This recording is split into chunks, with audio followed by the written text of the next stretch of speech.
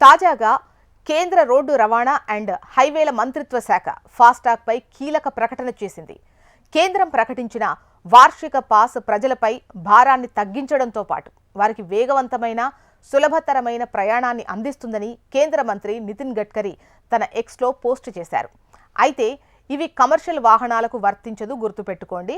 August 15, 2025 నుంచి వార్షికంగా అంటే ఇయర్లీ ఫాస్టాగ్ పాస్ కోసం 3000 చెల్లిస్తే గనక 200 ట్రిప్పులు ప్రయాణించవచ్చు అని గడ్కరీ వెల్లడించారు. ఫాస్టాగ్ నాన్ కమర్షియల్ వాహనాలకు మాత్రమే వర్తిస్తుంది అని స్పష్టం చేశారు.